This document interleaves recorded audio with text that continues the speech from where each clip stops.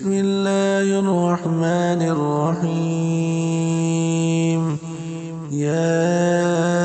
أيها المزمل قم الليل إلا قليلا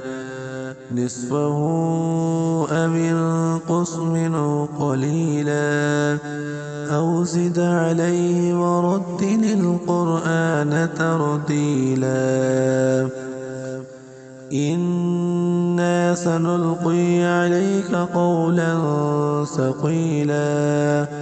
إن ناشئة الليل هي أشد وطئا وأقوم قيلا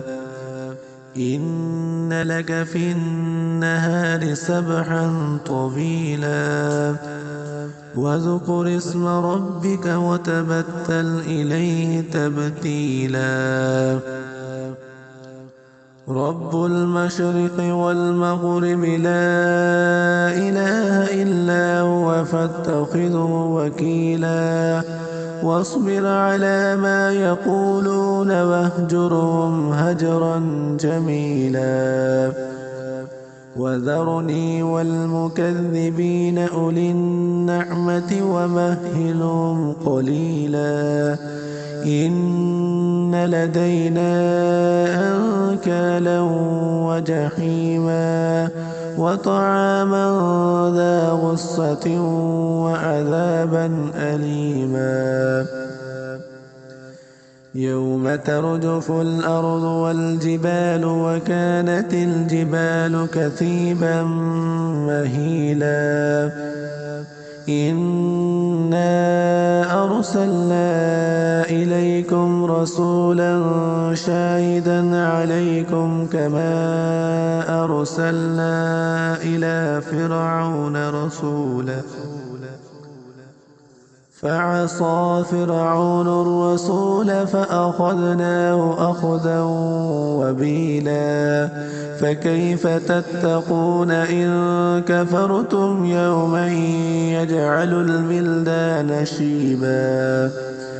السماء منفطر به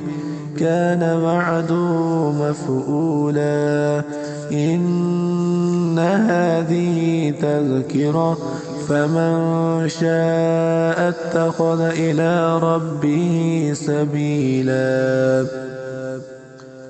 إن ربك يعلم أنك تقوم أدنى من ثلثي الليل ونصفه وثلثه وطائفة من الذين معك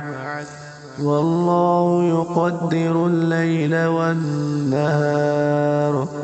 علم أن لن تحصوا فتاب عليكم فاقرؤوا ما تيسر من القرآن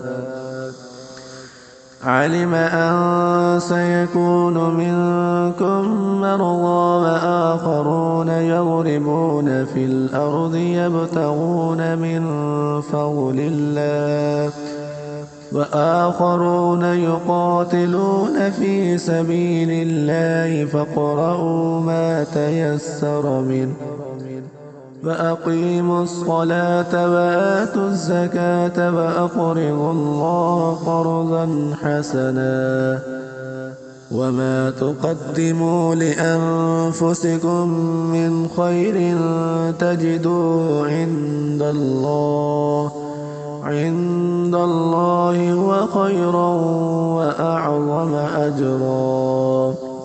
واستغفروا الله إن الله غفور رحيم